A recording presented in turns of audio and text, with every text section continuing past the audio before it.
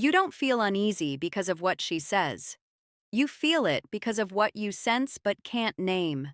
A faint pressure in your chest, a pause that lasts a second too long.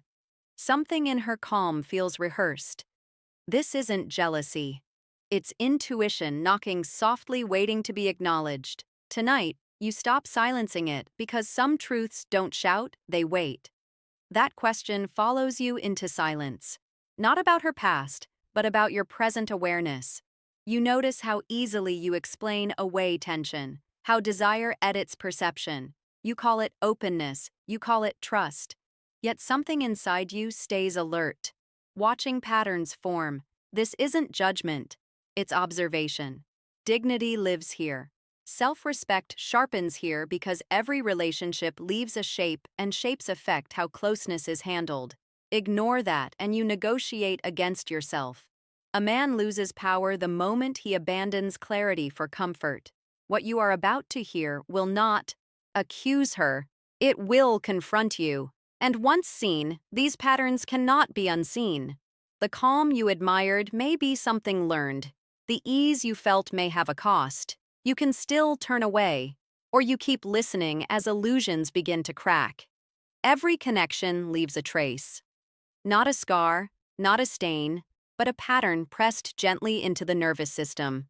Like footprints in wet cement, they don't scream, they set. When bonds form and break repeatedly, the mind learns efficiency. It skips steps, it remembers exits. What looks like ease is often familiarity wearing confidence like a coat. This is not about what happened. It's about how interaction feels now. You notice how she navigates closeness without friction, how emotional moments arrive pre-organized. There's an echo in the hall, warm but distant. Experience trains the heart to conserve energy, to anticipate turns before they appear. That training creates shortcuts. Shortcuts feel smooth. They also bypass depth. You mistake this fluency for strength. You admire how little unsettles her. But insulation and resilience can look identical from the outside. One protects growth, the other prevents attachment. The danger isn't her conditioning. The danger is your interpretation. When you romanticize emotional efficiency, you volunteer to carry the weight alone. That's where self-betrayal begins. Quietly, politely, while you tell yourself everything feels fine. And soon, the patterns you ignored will start speaking louder than desire itself. You don't notice these signs because they don't announce themselves. They slip in quietly, disguised as chemistry. The first is speed. She calibrates to you almost instantly, mirroring tone, pacing, emotion. It feels intoxicating, like being deeply understood, but depth usually takes time. When alignment arrives too fast, it's often learned, not earned. The second sign is her comfort with ambiguity. She floats between closeness and distance without urgency to define anything. You search for labels. She relaxes without them. Ambiguity protects freedom. It keeps options breathing. And while you interpret this as being easygoing, it slowly trains you to invest without certainty. The third sign is selective vulnerability. She shares stories, not exposure, experiences, not wounds. You hear about her life, but you don't feel inside it. This creates intimacy without risk. You feel chosen, yet she remains untouched. None of these are accusations. They are patterns, quiet ones, and together they pull you forward while keeping her balanced back. This is where men begin giving more, proving more, chasing clarity that never arrives. These are only the surface tells. What comes next doesn't confuse, it shifts power, and the deeper patterns will demand a decision you cannot postpone anymore. Time exposes what chemistry hides. The fourth sign appears, slowly. She negotiates emotion like terrain, advancing, retreating, never losing balance. When tension rises, she knows exactly when to pull back, when silence will do more than reassurance. You read this as emotional intelligence, but negotiation implies practice. and practice implies repetition. The fifth sign is subtler. Attention barely lands. Compliments pass through her without weight. Interest from men feels normalized, almost ambient, like background noise. You increase effort, believing presence will register eventually. Instead, validation has lost contrast. When everything is familiar, nothing feels urgent. Then comes the sixth sign. Loss doesn't shake her. Distance doesn't disrupt her rhythm. Disconnection happens cleanly without chaos or protest. She doesn't collapse or chase, she adjusts.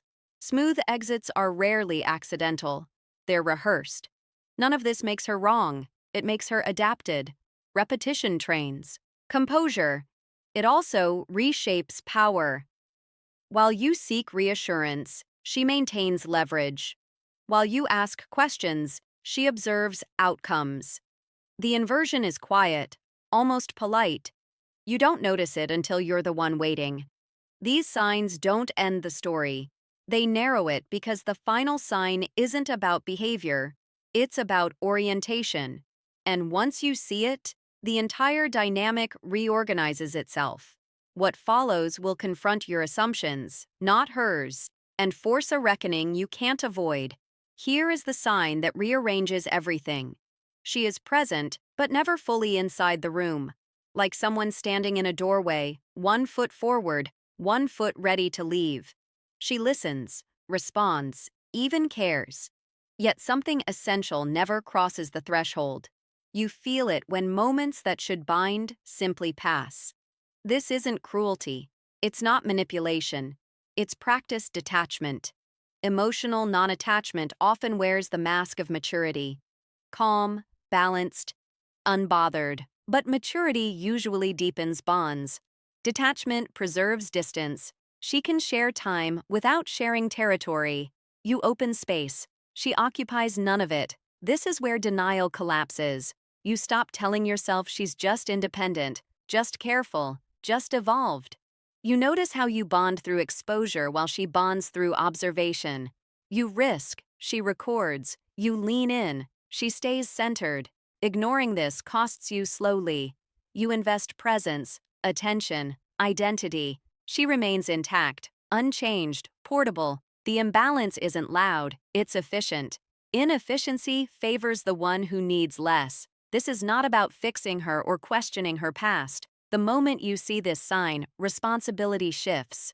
Not to judge her, but to decide yourself. Because what comes next will ask a harder question. Why you stayed at the doorway with her.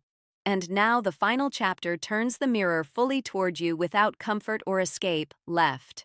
Now, the lens turns inward not to accuse but to expose. This was never about her history. It was about your thresholds, your boundaries, the standards you quietly negotiated away when chemistry felt rare.